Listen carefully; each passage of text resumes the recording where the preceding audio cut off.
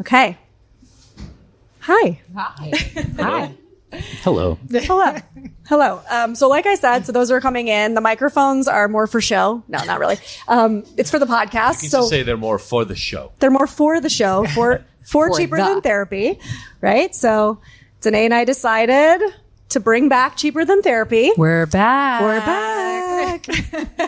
We're out. So this will be the premiere of season 4. That's right. Oh my gosh. Which is wild. We've been recording this show since 2020, peak pandemic. Almost a year off. Almost a year off, which a lot of shit happened. Preemptively, we took a pause. Yeah, we knew. So somehow we just knew that we would need a break, obviously. So here we are on the other side. I've since officially gotten hitched. I've lost my community. Congratulations. Thank you. Congratulations. Thank you. I've lost my community and my home. I've now moved homes. So now we're in Costa Rica for the year. You know, a lot has happened. But here we are. You wrote a book. Oh yeah, I wrote a book. That too. Oh, yeah. Actually, I kind of did that already. And then it was crazy because in the midst of the fires, you know, the publisher's like, well, we have a deadline. And like 3 weeks after my house is burned down, I'm like trying to finish my deadline. And I'm like, this is wild. Like, where's my brain? But yes, here we are, a labor of love. I'm so grateful for you all to be here. I'm going to pull my phone up so I can properly introduce our good friends. I'm so grateful that you guys both said yes to this conversation. Dene and I, if you've ever listened to anything that we talk about, right? We're so big on personal responsibility, owning our 100%, right? And so much of our conversations around parenting and relating are from this lens of we've got to stop pointing the finger at each other and instead start having hard conversations. Right? I love that our brothers did a simultaneous. You said stop pointing the finger. The couples therapist to me said, "Oh, gentlemen, Tell me more about that. I'm very curious want to to hear start? more about that." So let me officially introduce these boys over here, these fellas. So Nick Gonzalez, definitely these boys. Nick At this Gonzalez. point in my life, I'll take boys. I'm pretty happy about boys. Somebody, Gray-haired boys over here. somebody called me ma'am the other day, and I was like, "Oh no, it's official." So Nick Gonzalez is an actor, producer, father, and advocate for conscious masculinity, which he just found out that I he just is. found out I am. Yes, you are. He's like, "Am I?" Like you are. And You are. passionate. And Dr. D. Jaffe is an addiction and mental health expert and author as well, and the founder of Ignited. So we're so Thank you for grateful having me. that you guys are here. And by the way, my was about both the 100% statement, which I Yeah. love better than own my 50%, Yep. because it's certainly a range. And then the other piece was I was actually looking at it from the other side, and that is my personal leaning for many, many years in arguments and fights was to point the finger. Yeah. So 'Cause they were one of wrong. my, well, we'll get to that later. That's later in the conversation. No, just my orientation was always, one of my first couples therapists said, "Do you want to be right or do you want to be happy?" And my actual orientation is not a joke. I'm not embellishing. Was I'm right, and when you figure that out, we'll all be happy. That was sort of how I looked at everything. I feel that. And that was, 15, 18 years ago. It was a long Sure. time ago. But the work was to stop pointing the finger and to start kind of looking inward. So that was just my that came up, because that's been a long time coming. Justified. Yeah. That's a justified one. I think that is the journey for so many of us around all types of relationships, but something, as Vanessa said, that we never stop talking about, that nothing changes until I change, but it's big work to say that it's up to me. And if this person never changes one iota, who am I going to be? Well, that's a right? huge perspective change for, I would say, a lot of us lay people, if I can speak to the one person on the panel. In some ways, although we are all in our own lives, right? Yeah. We're not all experts or anything. But I would say I think that's, to me, has been the biggest realization, that it isn't about you're with the wrong person or it's the wrong timing or all these kind of things that we think that it's then going to be no work or it's just going to make sense. Or if it's meant to be, then why are you trying so hard? Or why are we coming up against so much friction? Yeah. It's because we're human beings who are you never can know what's going on in someone else's head.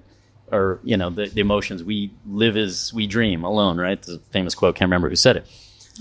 But I think that's the biggest thing, is realizing that, because for me, it's still an eye-opener that I struggle with daily, in realizing that if I'm unsatisfied with something, a lot of times it's usually coming from something that I'm not doing. Yes. That then I'm putting it on them of, well, I'm supporting you, so therefore I'm not looking after my needs, or, so many ways, and throwing it back on someone else without realizing, like, if you're not feeling an attraction from your partner, or you're feeling like things are waning, it's not that you all need to sit and talk about and be with a specialist on how to touch each other. I mean, it helps, but communication being the first thing, and also realizing, well, what am I doing as a person to be attractive? Yeah. Do we stop because now we're in a relationship? I always grew up thinking, well, this is the person now I've chosen. I've told them how I felt in front of all my friends and family. We've made this commitment. What do you need to know now? Like, that's it. I'm here, aren't I? Kind of attitude about it, of like, and I'm a romantic, but it's not just, that's not it. Yeah. It's not about, well, I need to go, we need more date nights. I mean, those things help, but it's more about taking responsibility for your own shit. Yeah, I think that's so hard. Yeah. That's so much of why Vanessa and I did a workshop. I don't know, was that a workshop or a gathering of a group of us with Vanessa's partner, John, with a group of men. Then you guys had been doing a men's group. And I was so struck by these two gentlemen and just exactly what you're talking about, Nick, the extent to which both of you were talking about personal responsibility and really looking inward when I feel challenged with my partner and how I want to rewrite the blueprints. And I think it's just really important that we highlight and make space for men who are modeling this, because I think our society has a real tendency to sort of talk about what men are doing wrong from my perspective, but not really just really speaking life into our brothers who are just working so hard to get it right and to grow and expand. And I mean, that's all of us, but yeah. And I'll say too, like, even writing this book, I mean, I'm so grateful, obviously John's not here. He's holding it down with Logan in Costa Rica, but I'm so grateful because a lot of this book is, as all of us who have written books, right? It comes through your personal experience and your journey. And John was so gracious to say, like, use whatever's happened in our experience if it's going to help somebody else, right? And there's a lot of stories in here that are really vulnerable. Nick's like, I read that. Yeah. It's like, John. Yeah. Yeah. He tells me most of it anyway. Yeah, but he's so open to it, and he's evolved so much in the 7.5 years we've been together. And so I also commend him, and I commend men that are showing up and saying, I'm not perfect, but I am always trying to evolve, and I'm always trying to learn, and I'm always trying to grow. And not just men, the women that are doing that too, right? And how do we have these conversations? For those of you who don't know, the book is written through the lens of motherhood, obviously, but it's not specifically just for mothers. I broke the book into 3 sections. It's motherhood, sex, and relationships, right? And so, I mean, the top level is how systems of dominance, right? Patriarchy, misogyny, white supremacy, colonialism, how all of these systems have impacted our way of showing up as a parent, as a romantic being, and as a relational being, right? And so I don't think this is just for mothers necessarily, but we also asked you guys to come here because you're fathers, and so you're relational beings, but you're also dads. And I know some of our conversation is around how that has impacted you personally, how that's impacted your relationship, right? With yourself and with your partner. Another. You know what I think is really, sorry, not to interrupt, but the, that idea of, you were saying about evolving. Yeah.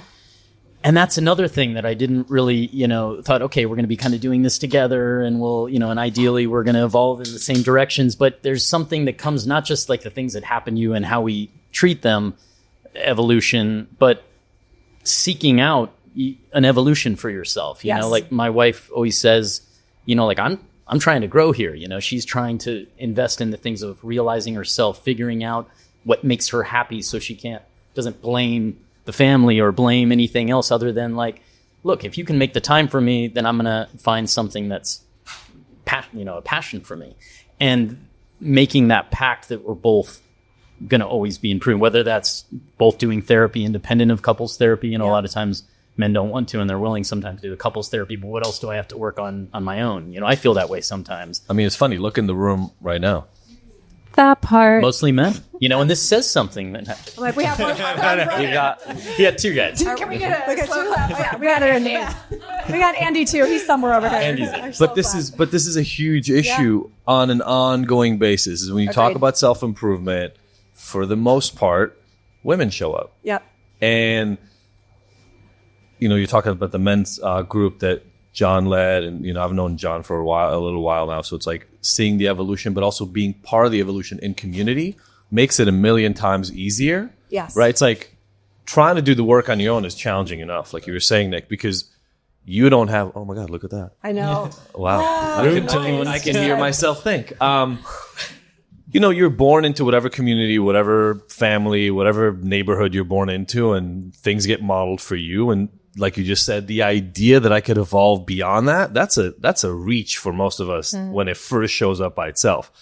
For men, I would argue, we don't get that in many places. And I mean, we're kind of having this interesting resurgence right now for men about, I'm talking like the David Goggins and like that universe of masculinity, which I think has a place for men. But it is not the look deeper inside yourself and try to figure out what you want and what you don't want out of life. It's like, shut up, get up, do the workout, do the run, hurt yourself, get back up. And don't complain. And nobody likes complaining. Yeah, so having other men like John and these other men in my life that we can just wrestle with this stuff. I don't know what the answer is, but you're talking about community around soil, and I'll be honest, literally until you sat there, other than hearing about like the flow of toxins into the ocean, which made a big deal all over. Like, I didn't think about soil, right? Because I think most of my life as a Western, I'm an immigrant, but nobody knows that when they look at me. So like, I just look like a white heterosexual man to everybody else, and that's like I just fit in the box. And most of our life is about avoiding the basic needs, right? Like, we built toilets and entire systems to make sure that we never have to look at what comes out of our body. We're like, we kind of build ourselves around that. I think for men in particular, my sister and I were just talking about this on the way here, like, work, get your stuff done, take care of the family, and your responsibilities are done. Yeah. And it's hard to argue that men haven't struggled with that. We've been struggling with it for hundreds of years, but there's been no language for it. So can I ask this question? I want to ask this one because I feel like this is based on what you're saying.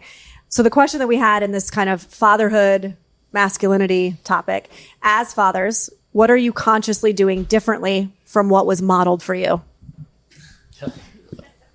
How long do we have? Well, I mean, it's a constant struggle because, my father was, he's a West Point grad, Army, Ranger, airborne, Vietnam vet.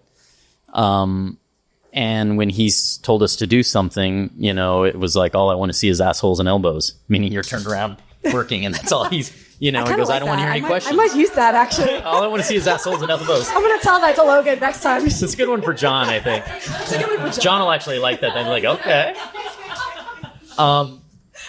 And so there was definitely a lot of intimidation. There's definitely a lot of fear. There's definitely a lot of don't cry or I'll give you a reason to, stop crying or I'll give you a reason to cry. A lot of, trying to hold it back and be okay. But I also got a different dad than my brother got. They say that kids are, siblings are never raised by the same parent, and I think that's true with my father. He'd been through a bit before, 4.5 years. Eat the microphone, Nick. Yeah. He'd been there a bit before. And when I came, he was a bit gentler, but that's what I know. And that's when I want someone to stop or pay attention, I need to raise my voice. And when I do that, everything needs to stop, or the idea of when my kid's not listening or I keep saying something, I take it personally and think it's this personal affront and not realize that it's for whatever reasons, or he's 3.5, and he doesn't have the attention span that when I tell him to pick up his room, he doesn't know where to start, everything, there's things you have to kind of learn and realize that I think when I was growing up, it was more of like, well, this kid needs to get in line and we're going to show him how. There's a lot of love. Yeah. Don't get me wrong, but it was mixed up with a lot of these kind of things. And control. When I feel myself lapsing into it, or if I let go and I'm yell the kids, I instantly feel this kind of like, oh, I know how that feels. And I don't want to be on the other side. I don't want my son shaking in fear because of something I've done. Yeah. that's the worst thing I can imagine. So for me, it's just a lot of taking the blows, letting them just kind of hit off iron sides, like a ship going through, bouncing off, because they're not doing it to get my goat. It's not personal. Yeah. They're not doing it just to make me feel disrespected. They're kids. And that's the hard part, and in partners, you're constantly trying to keep each other to that, line that we're both, and judging when the other one lashes out, but we know how it feels, So I think it's just constantly looking, for me, it's just, the resilience thing is the hard part too, because you don't want to do so much for them, but I feel like in this day and age, we do. Yeah. I'm feeding my kid every hour with a snack, every 30 minutes. And they're not that hungry. Water, they can't travel without a water bottle. We used to go hours with that. You're hungry, you're hungry. Drink out of that hose, right? They don't get that. Yeah. And we're like, I feel there needs to be a bit more of toughening up with the kids and a little bit more of independence, less of be careful and more of like, have a plan. And I'm trying to take it all in. I think it's all over Instagram, and it's like someone putting on a fire hose and offering you a drink. And I'm intimidated. I'm overwhelmed, and I feel time flies like that. And my daughter's already past, she's 8, and they say from 0 to 5 is the most impressionable time. And now she's set and she's the person she's going to be. And I'm like, oh my God. That's all. That's all you need is now. It's like you missed the boat. It's done now, right? Yeah, and I'm working from this fear of like, oh gosh, I hope am I the voice in her head, and am I the one constantly telling her you didn't do this, you didn't clean up, ever. She has to hear it, and sometimes we're both on her, and I'm just like, I love hearing this. But we're thinking about it. I love hearing this from you, because my experience growing up was completely different, and so it just goes back to this notion of, was there male modeling? Generally, sure. There was stereotypical sort of what did it mean to be a father? What did it mean to be a man? But again, my sister and I were talking about this literally on the way here. She was treated differently because she's a girl and I was a boy, right? So that's by itself. But then the second piece was my dad worked all the time. So my dad was literally not around. I didn't have, when I say like what my male role model was he was there for part of the weekend and on family vacations. And so I kind of learned from my mom what being a parent is like. And I grew up around my sister, so I was very comfortable around women, very uncomfortable around men, like incredibly uncomfortable around men for many, many years, like till my early mid-30s or something. And I had to make up what being a father is. And so when you first asked the question, part of the reason I was really happy Nick jumped in was I get emotional thinking about how badly I'm screwing it up regularly. Regularly. Like I'll tear up just thinking about it right now, because I have no idea what the hell I'm doing. And it's odd to me that how hard it is to understand as a kid that your parents are just trying to figure it out moment by moment, day by day. Probably my parents felt like they were screwing it up left and right too. They both worked. Like, no question about whether there was love or not. But, and I don't joke about this. This is not like, again, not embellishing. I don't remember ever hearing I love you at home. Yeah. Not once. Until I left the house.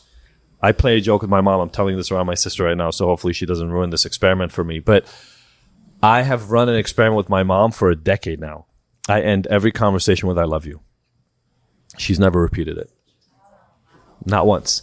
And there's no question if my mom loves me. That's not what I'm saying. What I'm saying is the language for communicating it was literally non-existent. Yeah. At my house, the way I saw it, again, all my interpretation was if you got the checklist done and the grades were good and nobody complained about your behavior from school, then you did well. Nobody yelled at my house. Like, I never got yelled at to do stuff. It was just, did you do what you needed to or not? Did you show up on time? So I've developed this really logic-based, like, black and white version of, are my kids doing well? And I yell at them. I'm actually doing more of what your dad did because I don't know how to control them. I don't know how to figure anything out. And I feel like shit about it regularly. But even those of us who we all know logically, I just yelled at my kid on Tuesday. Some of y'all know the story, right? And in that moment, John looking at me from the kitchen like, oh shit. She's like, she's really fucking with you. She's lost her shit, right? Not my finest, but I will say, John said to me later, because I texted him like, oh my God, I had lost my mind. And he was like, listen, it happens sometimes, And he actually said to me in that moment, he's like, here's the difference. We repair. we repair. He's like, you put Logan in the car after we had both calmed down. We were talking about it and you looked her in the face. You apologized. You told her that wasn't cool. He's like, but you also held her accountable for her part.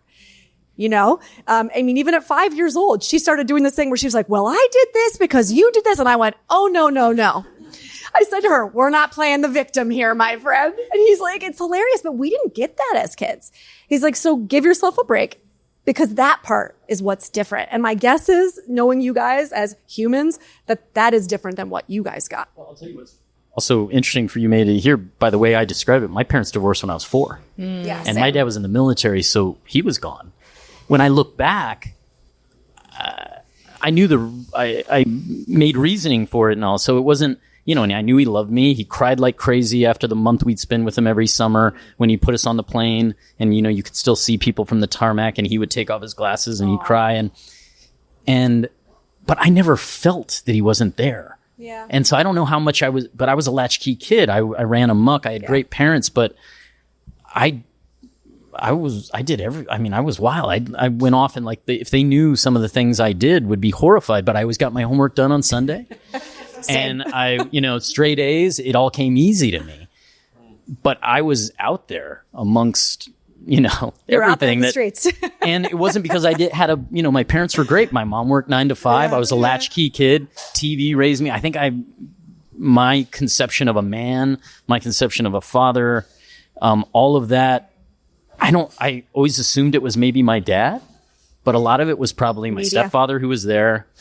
And then just garnering it from, media and things. Yeah. And I do remember part of me, I never knew I wanted to be an actor, but I did know that there was some sort of draw that I had. And I didn't understand that I wanted to make people feel the way these things made me feel. But I was constantly searching for, I would come out of a movie and be like, oh, I'm like that guy. Yeah. And I'd start being like that person. Or I was just a chameleon depending on who I was around. So I think I've just got so many different sides. It's great when it comes to acting.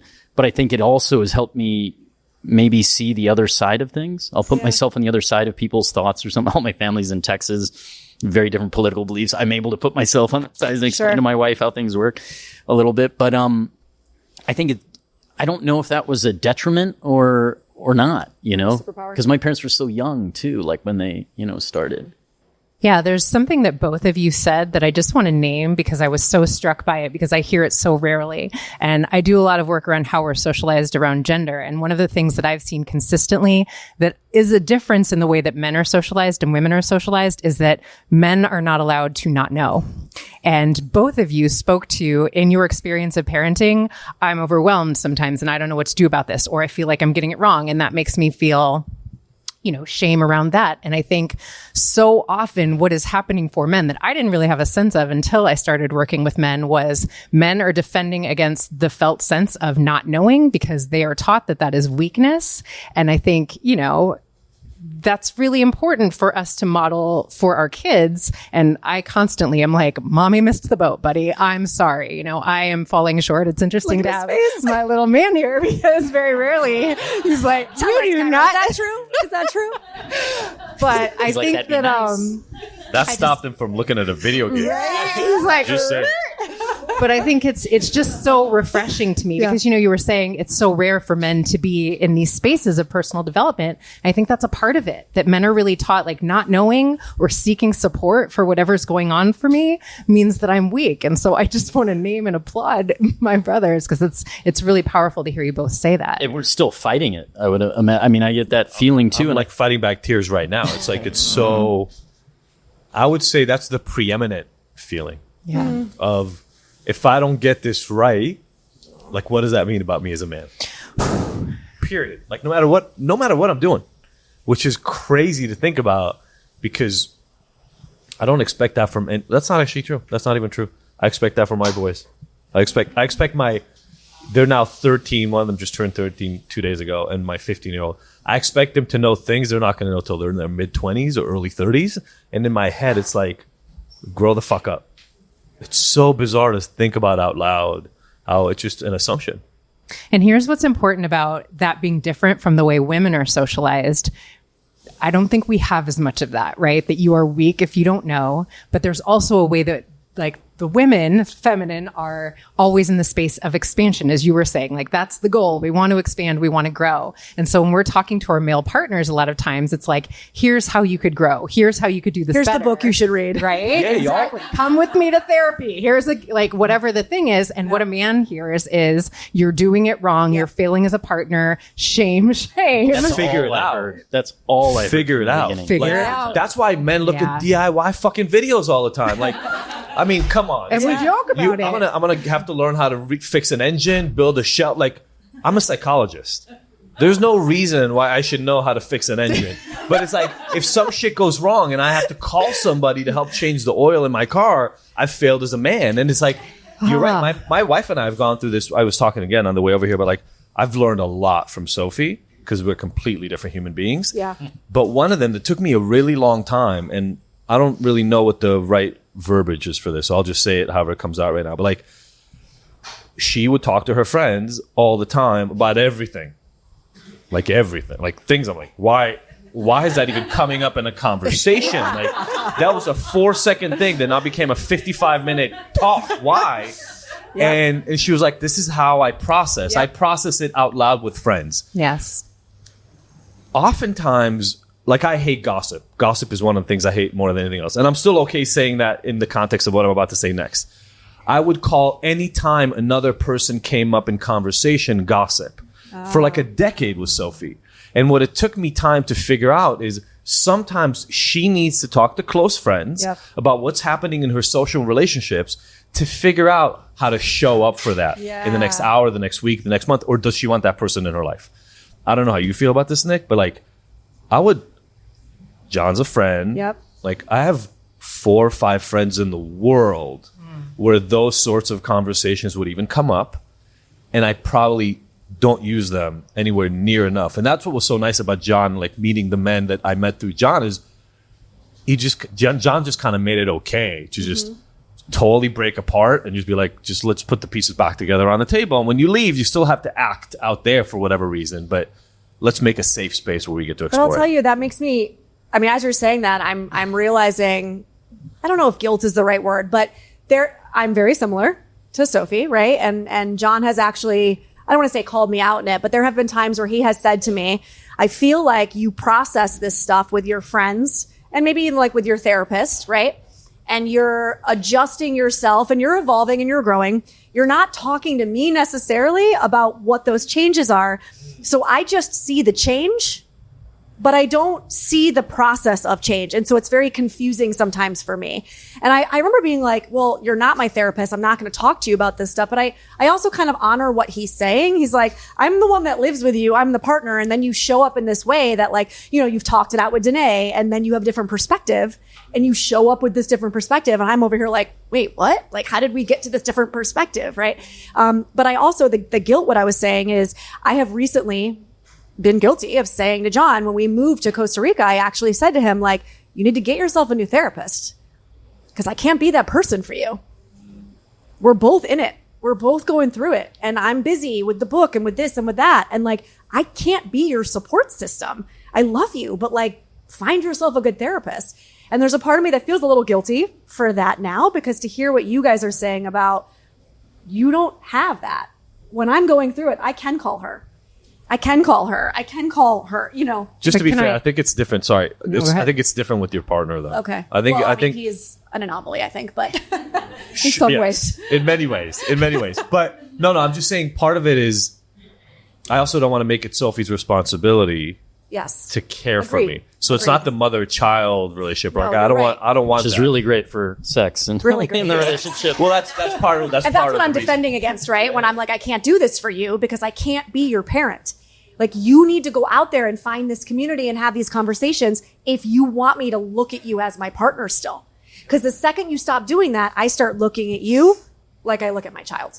Yeah. And Dee, you kind of took the words out of my mouth, because I think while I understand what John is saying to an extent, I think there's also just the perspective of how we get in these enmeshed dynamics where my partner is meant to be everything for me, and men don't have as much of that. And I think it really leads to some maternal, paternal, almost roommate dynamics that are, as Nick pointed out, really not great for the erotic charge. He's sitting here very quietly. Or other people. Thinking. We love the mother-child thing.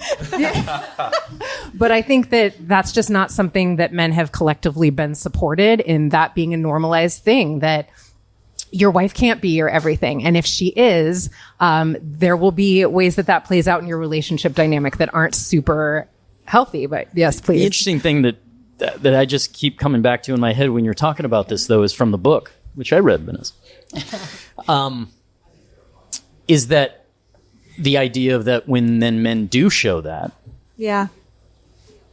that because of how you've been brought up in the same patriarchal system, it's distasteful. Yeah, and it's unattractive sometimes. So the guy that isn't handling the things. Wait, will you say more? I will not. No, because when you looked at me really sternly, I feel like I messed up. So no, I'm very curious when you say when they show up. What do you mean? Meaning like it's in the book. Dene, read the book, Dene. We all are supposed to be boned up on this. What you're talking about is the area where I talk about Bell Hooks' work around how we have this idea, we as women have this idea also that men are the protectors and the saviors and the providers. And whether we're fighting against that belief or not, we've been raised in this system. So when they do come to us with their pain and they do come to us with their vulnerability, there's still a patriarchal part of us that goes, ew. Don't come to me with that. You're supposed to be the protector, right? And it's not conscious. A lot of it is unconscious, but then we also maintain the same patterns that we are talking about wanting to dismantle, right? And I feel that there's something that's almost, because your book, honestly, and a lot of modern therapy, because I mean, I never did it, growing up, and I'm Mexican American. We don't have mental problems, you'd think, by the way. We don't talk about it, we don't really. Not in San Antonio, for sure. Yeah.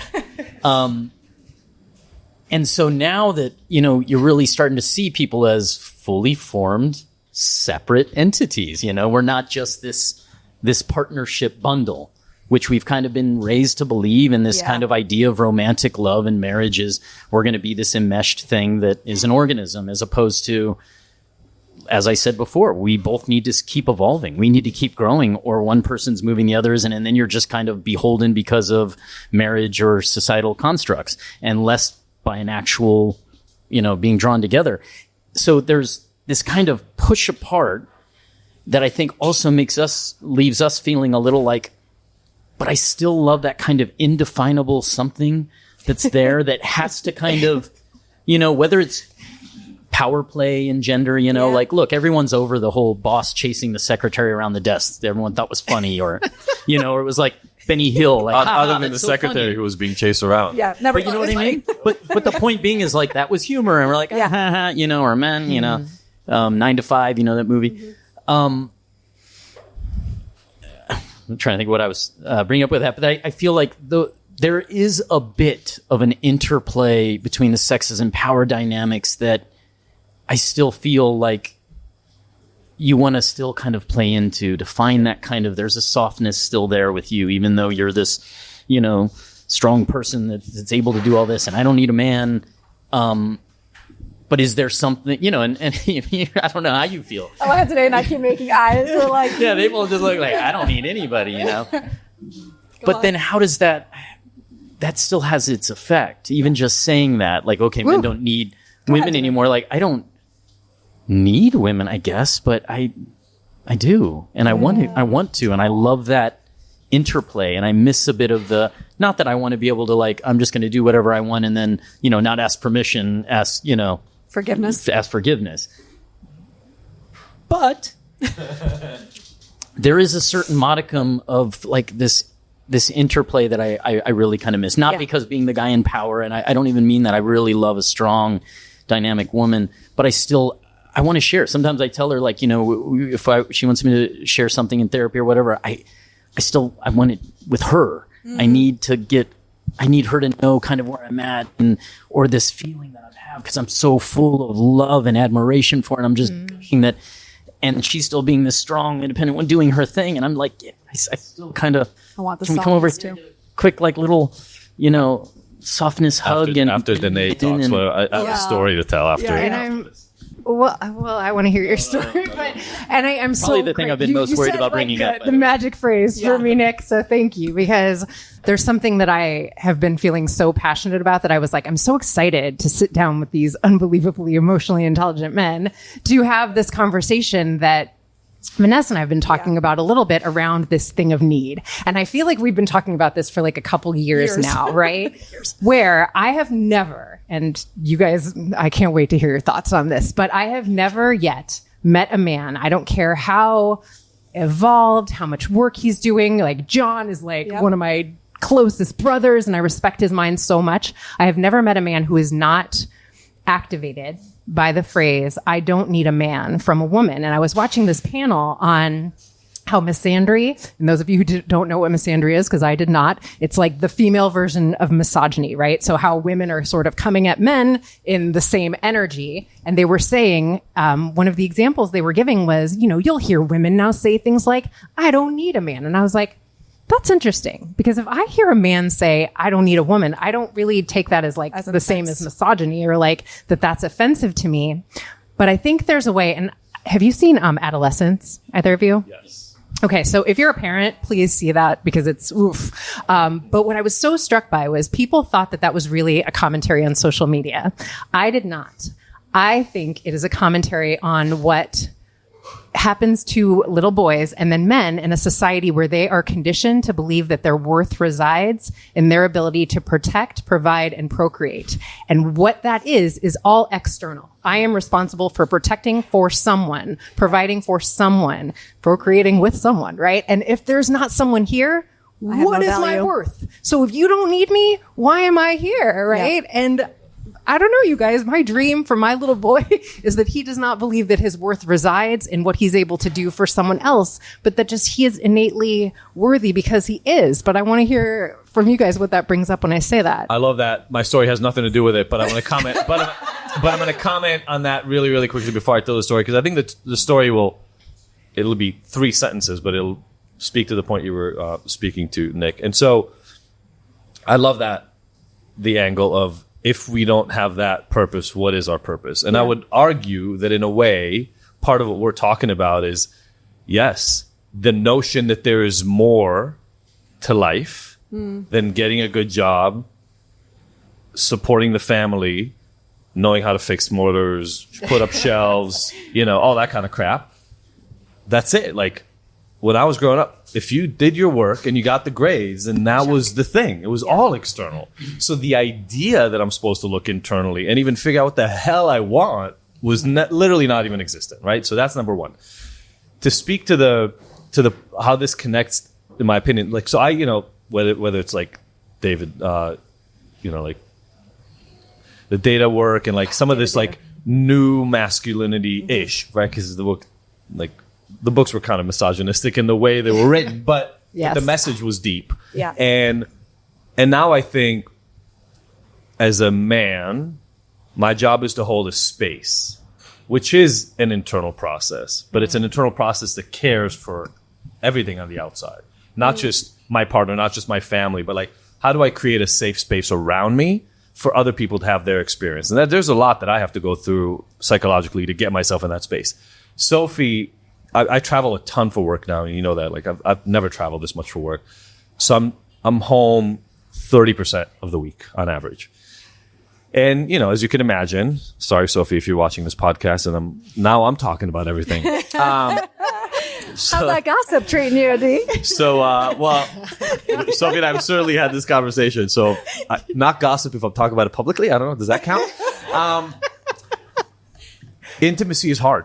Intimacy is hard when you travel all the time, because there's like, and I had no idea about this because I am simple, as most men are.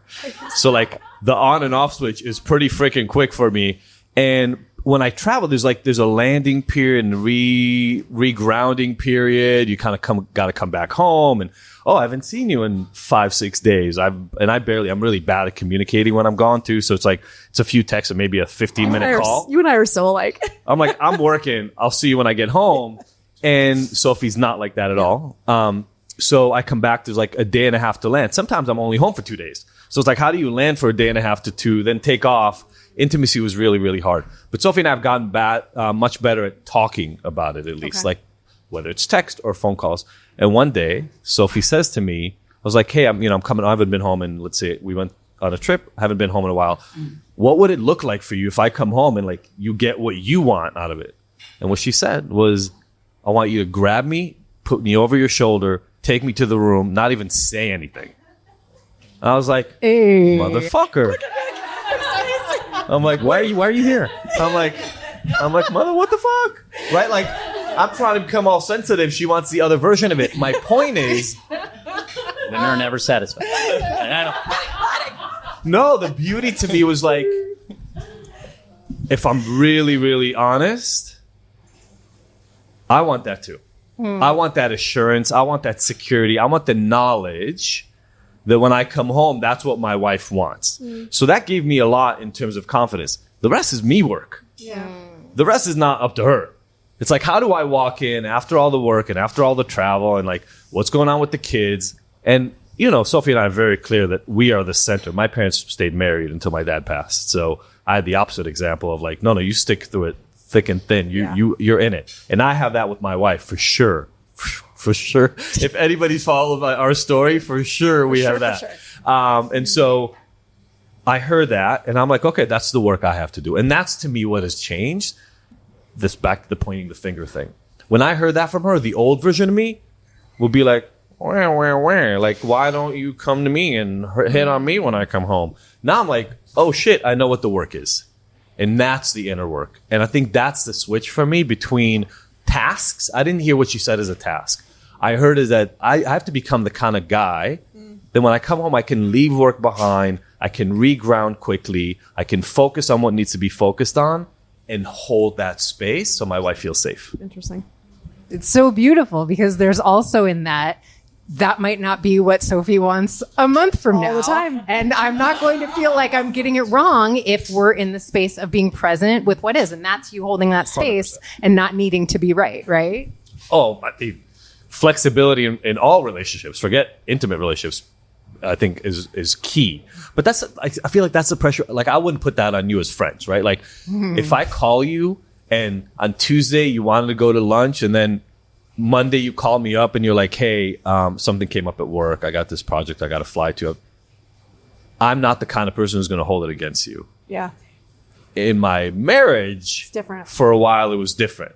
But like, you're not prioritizing me. And again, that's a confidence in the relationship. It's not. It's a confidence in my worth, right? You were talking about worth. Like, to me, it was anytime my kid didn't respond the right, God, even the fucking wording, the right way, the way I expected. My wife didn't say the things I wanted her to say. I felt like it was a reflection on my worth. Well, let me ask you this. Do you think, Dene, this is a question for, I guess, everybody. Do you think that is almost an image of the choose me wound in the masculine? Like, we talk a lot about what the choose me wound looks like in the feminine, right? Which is, in our culture, women are nothing if not partnered. They are essentially taught, like, your purpose in life is to get out there and get the man, right? Forget that the man is actually the most compatible for you. Forget that the man is potentially the best father. The Mrs. for your degree, children, right? That was the thing. Like, get the Mrs. degree? Get the Mrs. degree, right. And, of course, we've come a long way, but that is still a thing. But Dene and I have been talking more and more about what the choose me wound looks like actually in men in our culture. And I wonder if it is this, what Adi is speaking to a little bit, which is like, I need her to tell me I'm doing it right. I need my children to tell me I'm doing it right. I need the external to tell me I'm doing it right because it gives me a sense of worth and validation that, in fact, I'm doing it right. But isn't that's not a bad thing, right? I mean, I don't think look, one of the strongest posts to me that John, your partner put down, gosh, probably a few years ago. And it's so funny now when you try to find anything, his feed is like, he posts like 8 times a day. It's not like I never find this. How does he post so much? And I watch them all. And what is that? That's all he does. Anywho, what I remember is, and to this day, like I talk to everyone about it. When I do, I'm like a gushing tears. Is that, the whole thing about like men don't hear. Men don't hear. They don't hear the Vanessa? compliments. You believe they don't hear. I was making sure I heard you. That men don't hear the compliment. Like he said, it was literally like a video of him, like I don't know how many frames over, of him just saying, I love you. Thank you for everything you do for the family. Thank you for loving me so well. Thank you for seeing, our daughter and who she is. And just these little things of that. I'm in tears just watching that and talking about it. Yeah. And my wife's amazing. It's not like, she's refused to give me a comment or anything. It's just that I think people or women or I don't know, feel that we don't need to hear it or something, but I feel like I'm always saying it, but it's when I finally get it. Yeah. I'm like putty. So do I need her validation for everything? Yes. I'd love to say no. But I love her, and like I want to feel that back. And the more I realize that we're these two independent things and we're not just together by this contract, which was like unbreakable before, everyone started getting divorced. Yeah.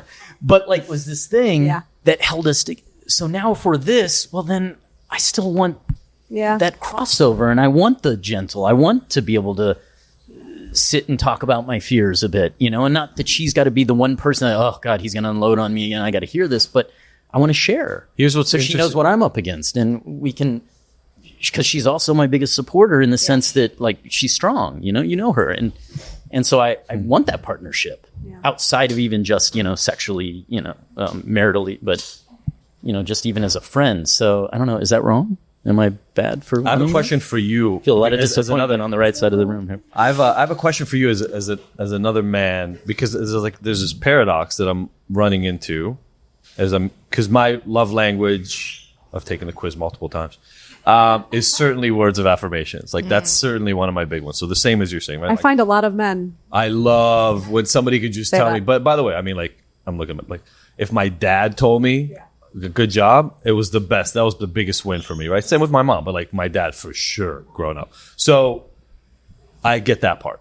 And interestingly, I wonder whether we fuck ourselves if we pretend like we are constantly, like it's easy, if we've internalized the notion that the job is to make it look like everything's easy. Oh, the tire blew, I got this. Oh, well, shut, like, I got it all. Mm-hmm. Then why would anybody affirm? Well, we make it look like breathing. We don't need anything. And it's like we kind of catch ourselves in this weird place where, well, if you're not going to admit vulnerability and you're not going to say that stuff is hard, then why would I tell you that you did a good job?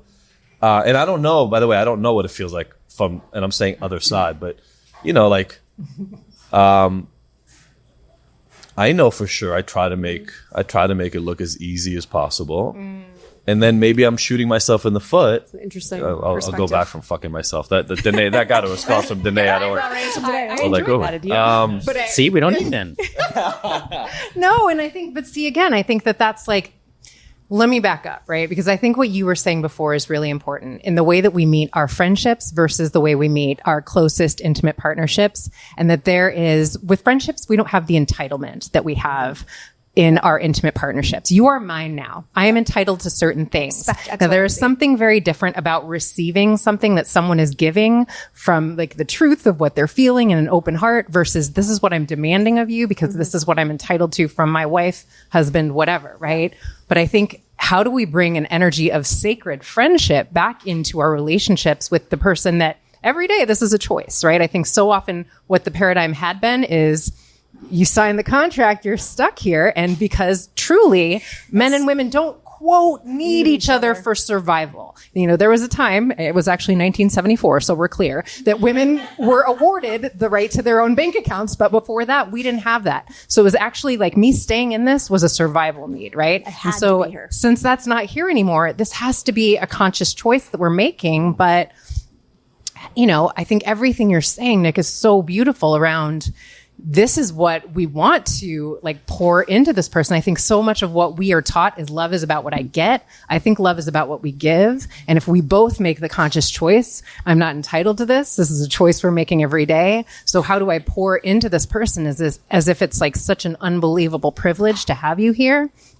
Then there's reciprocity, but nobody's feeling like someone is extracting from me. And I feel like and you speak to this because you wrote a book on it. I think so often what I hear women speak to more than anything is everyone is extracting from me. Everyone is Including taking him. from me. Once I have kids, it's like everyone needs, and is telling me what they need from me. And yes, we need to pour into our men if we are dating or married to men. But we also, I think, really need to pour into ourselves. So we're pouring into our partner from the overflow versus feeling like I need to extract, right? And let me also, so I want to add on to that. I am able to pour into John more when he feels like a full vessel already. That's real. If he feels like, and guess what? I can tell, I can sense it when I know he needs it. And it's not me playing games. And it's not like, oh, he's down today because he had a bad day. Of course I'm going to go and I'm going to say, hey, I see you. That's not what I mean.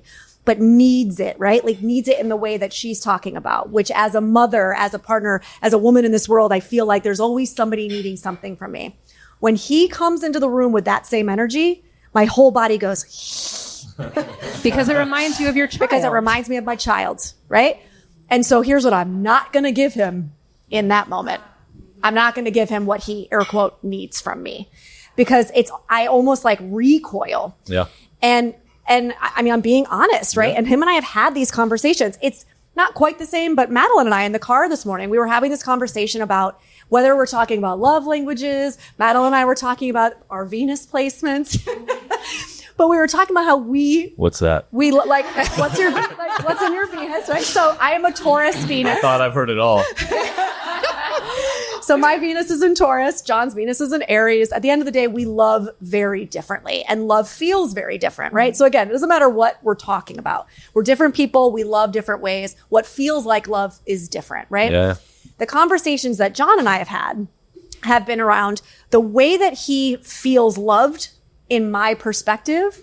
Many times, if it were to be like his cup is completely full and I check every box that he thinks he needs in order to feel loved by me, many of those things, those actions, those ways he needs me to show up feel like self-abandonment to me.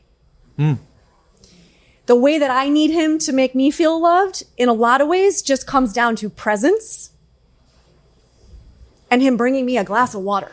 And I'm being silly, but Is the glass of water around awareness that that's what you need in the moment? Potentially, or like I'm going to get myself a glass of water Got it. and I'm thinking about the other person and thinking, oh, maybe she's thirsty, right? Now, I'm not expecting him to do that. I'm not expecting him to meet that need. But the conversations we've had are like, that's really all it takes for me to feel seen by my partner. But for him, what it requires is me to sometimes almost act differently than feels intrinsic to who I am as a being. It requires me to, again, almost like parent him, or me to like, be sexually explorative, or me to like but like right now I'm in the middle of writing a book and raising a kid. So it's not my first fucking priority, right? But if I don't do that, You're not reading smut on the side just to get ideas? maybe I should have. My point is in saying that is like, sometimes I can access that when I want to, and it comes from here. But if I can't access that all the time, he feels unloved. So do you know what I'm saying by this? 100%. It's like, Actually, something's coming up for me right now that is, it's probably not going to sound that revolutionary as I say it to you two, but there's a mirror in our partner. And so Right. there's two pieces. Number Right. one is part of what my partner is challenging me to show up with, something that I've actually been challenged with my whole life, but just nobody held the mirror to my face to look at, which could be I'm going outside of what feels comfortable to me. And on the flip side is, how do I allow my partner's needs that are different than mine? Because you're a different human being that grew up in a different environment. How do I allow them to be incorporated into my world in some way that doesn't take away from who I am as a person, right? Still allows me to be the full version of myself, but takes on this partner who I've accepted into my life as a full partner. And I was just thinking, as you two were talking about it, there's one area where we're not expected to be really, really good at. Anybody have any guess what that is?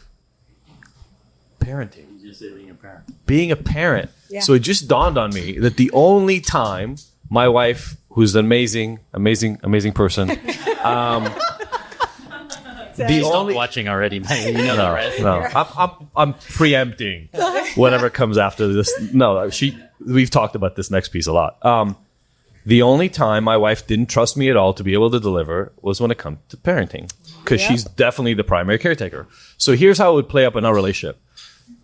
We had already 2 kids. I think we may have had the third, but she was a baby. I don't remember. But we had 2 kids, and my wife would periodically get to go away on vacations by herself with friends. And what she said to me one time in a fight as I was coming back from a work trip is that she never gets to take a moment off. And it really didn't register because I do the thing that I do at work, which is I work with like sometimes it's high-end clients, but it's just whatever. In my head, it's high intensity. Call it whatever you want. I'm disconnected for like the entire... I check in the morning, I check in the evening. You don't hear from me in the middle. She was angry as I'm getting on the plane. I'm like looking forward to getting home. Like, fuck, I'm walking into a fight, like literally before I even leave my work. We had a therapy session about it. And what came up in it was... Even when she goes away on vacation, she feels like she's stuck at home. Yeah. Now, first of all, I didn't know it. Number one. Secondly, back then, so this is like 6-7 years ago. We didn't have Noah. 6-7 years ago, maybe. My wife would leave me with a list of what to do, broken down like by 30-minute intervals. It felt like the most insane chore of my life. This person's coming at 10. They're going to do some food. At 11:30, this other person's coming. They're going to take them. They're going to go to this other place. My parents are coming at 7 after the, like, I felt like Big Brother just watching over me. And what I didn't realize, I was doing it because I thought that's what made her feel better. It didn't even fucking make her feel better. She's hanging out on vacation, texting her parents, texting her brother. Because she's still the person in charge. Because you can't do it yourself. She thinks you can't do it. But that's a big realization with parenting. Is I told her in that therapy session, I'm like, hey, babe, listen, please do me a favor. I hate those freaking lists. Yeah. They're a nightmare. Leave. I'm their dad. I guarantee they'll be alive and well when you come back. We may eat more pizza than you want us to. That's right. There may be like an extra movie or two while you're gone for a week on your yoga retreat. Like, we're good. Yeah. Please just leave. It took a year and 3 trips for her to actually be able to leave after I said that. First trip was a little bit better. Second trip was okay. Third trip, she came back. And you know Sophie? She was like, that was the first vacation I've taken in 12 years. Wow. And so part of it just dawned on me as you were talking, like, it's almost like we have to actually allow our partner, because we have our limited beliefs about what they are and what women are, what men are, like all that stuff is obviously part of the package. It's like we have to allow our partner to step into their strength where we don't even expect that they have it. And that was such a huge release for us in our relationship. Sophie now goes away and she just leaves. She just packs her shit up and she just goes. And I got it. Yeah. And like it's taken such weird. I've had work trips before where like 2 of the kids have a sleepover and I take 1 kid on the work trip. Whatever. I'm their dad. And more importantly than all that just came before it, I want it. Right? Like that's the part that is the best. Like I want to take care of my kids. They're my kids. Yeah. I don't want to feel like I need my wife to be there and tell me what happens at 10:30 a.m. Like I've got it. You want to know what's happening at 10:30. I got it. I want to make it happen. Yeah. And I think that's the thing is I enjoy it. I enjoy taking care of it. It's not a chore. I don't sit there and go, God, I can't wait to get away. And I'm not to say that I understand motherhood is a different thing. I'm not trying to make it, but honestly, like I don't feel that way. They can be tough, but I just don't. But I know that for her, you know, it's all of us, you know, and I'm another, you know, squeaky wheel. I'm another open mouth going, you know, baby bird. Yeah. But then finally, if she can leave and know, I think the biggest realization for a lot of guys is they can be like, well, tell me what you want me to do. Tell me, I'll do it. I'll do whatever. Well, I don't have to tell you to do. I want you to know. Absolutely. And some guys just, I guess, just don't, or, you know, or so locked into their identity as the guy who doesn't know, or, oh, I'm so out of my depth. You're the person. And they're trying to be cute. And it's old, you know? But here's the thing about what you're saying. Then be curious enough to learn and John has, not that he ever didn't want to know. First of all, if Sophie had a Dene with her 6-7 years ago, she probably would have gone a lot quicker in that, because our first retreat together, Dene was like, absolutely not.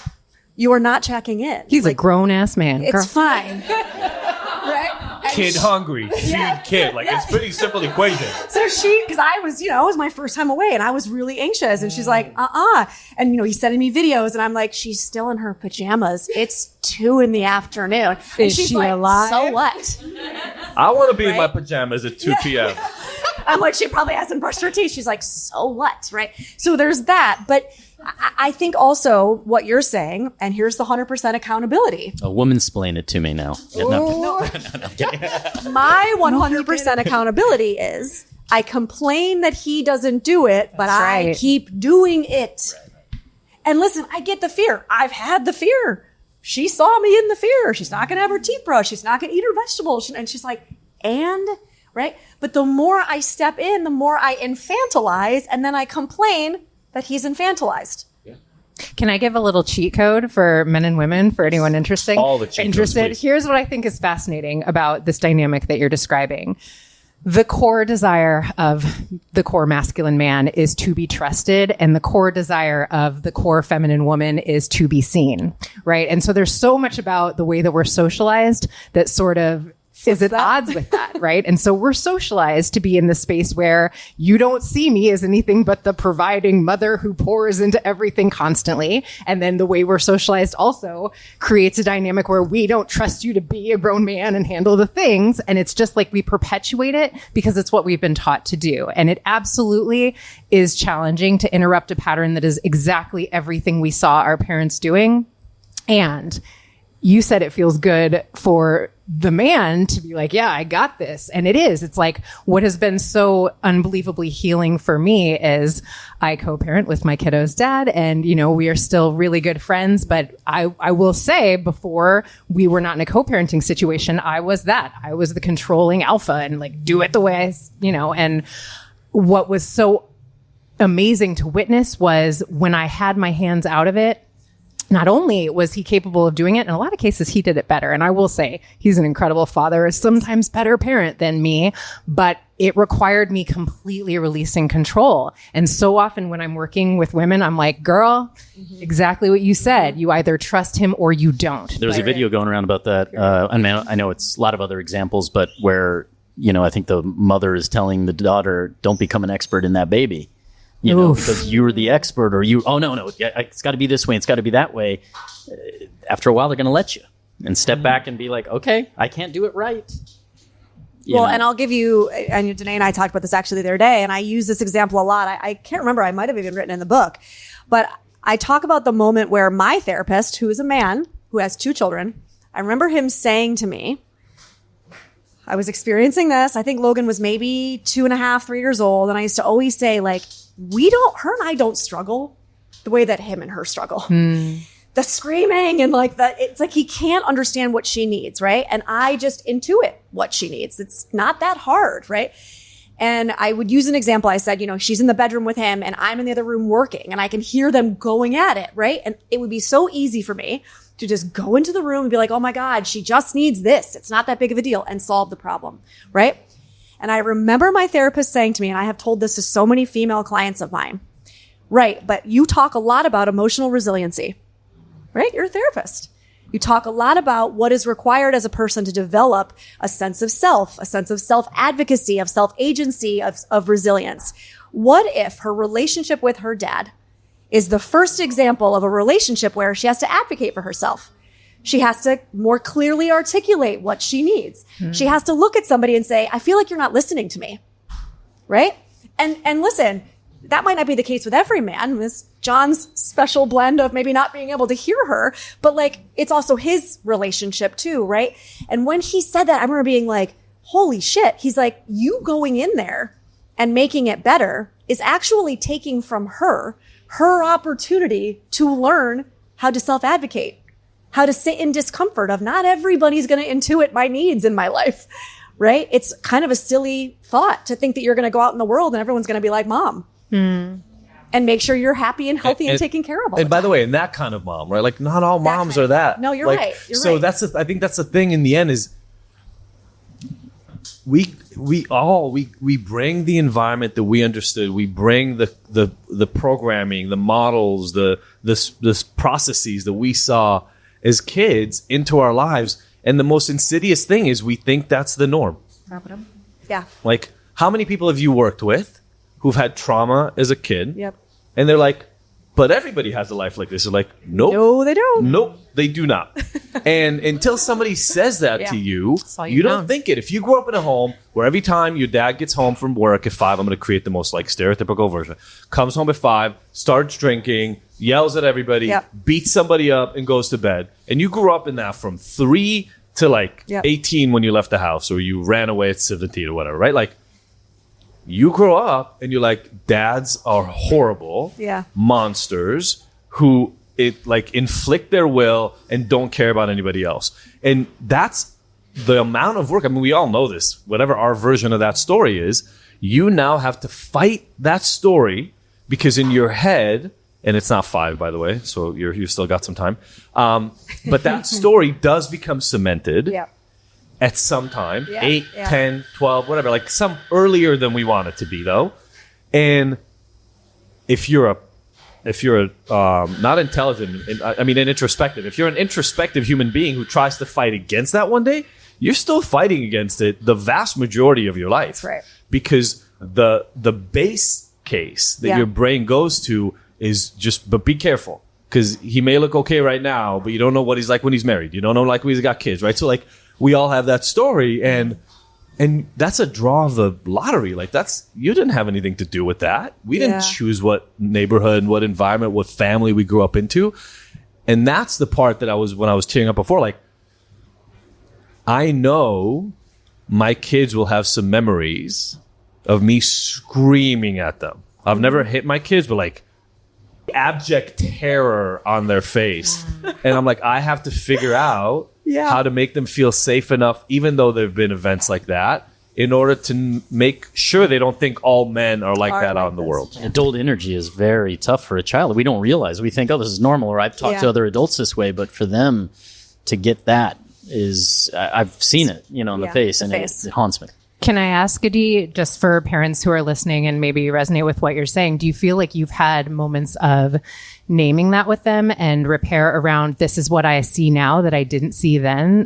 Because I think it's never too late to make the U-turns and go back and have a conversation. Who had a parent who actually said, hey, can I talk about the ways that I did X, Y, and Z as an adult? And I'm so sorry for how this happened. Not many of us have had that experience.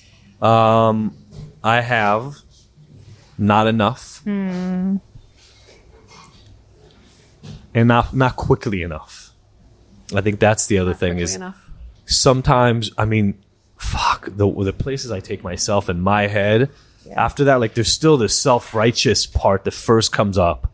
And all that you called it victim, it's almost, I was never abused ever in my life. And so I'm saying this maybe inappropriately, but like, I feel like an abuser who's like, trying to figure out the space in my head to walk that back, because I feel fully justified in the moment. Yeah, I feel fully justified. So it takes me too long. Yeah. No, you know what?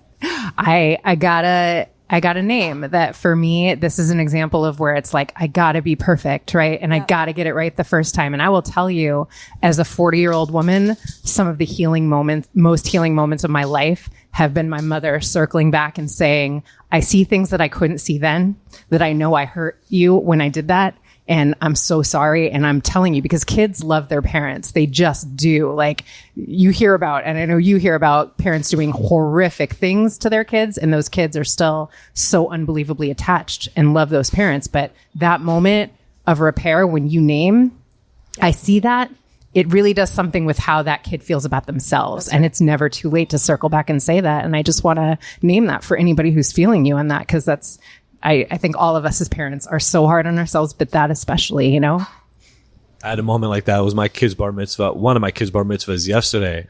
But at midnight, these kids wouldn't leave our house. And so at like midnight, there's still a few people talking to the 13-year-old. But my 15-year-old was sitting on the couch, and we were talking to one another. And we got to have one of those talks where he was giving some gratitude about some things that used to be hard, and me trying to explain why they were hard between us. And man, as a parent, those things mean so much. I mean, yes, they mean a lot as a kid, but like as a parent, because I think those are the biggest wounds as parents, is you don't this is a life we're entrusted with. Like, Yeah. you're going to go for the rest of, you're going to be here after I'm gone, leaving whatever your impression is on the world. And I'm helping mold that right now. It's, Yeah. I mean, that's like the deepest responsibility. Okay, I just want to end this by expressing gratitude to Miss K over here in the kitchen for providing this space for us to gather. Thank you, Kay, and our friends at Neighbors and Friends as well for taking care of us.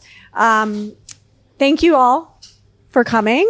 There should be a little snack somewhere. I'll ask her about it. But there's also, if you bought a ticket, come get a book, and I'll happily sign it for you. If you haven't already, the Motherhood Myth. Woo! Pre-order. Good work. Get a copy for your friends. Get a copy and for your loved ones. friends and loved ones. And thank you both for being here and having these conversations with us. We just appreciate you so much. And just Yeah, for the thank you for men the that invite. you are. And Like, just for the deep men you are. bows, brothers. I just respect and appreciate you both so much. You're gonna Yeah. make us both cry right now. Thank you. No, seriously, thank you for including us in the conversation. Yeah. Yeah. Thank you very much. Thank you, guys.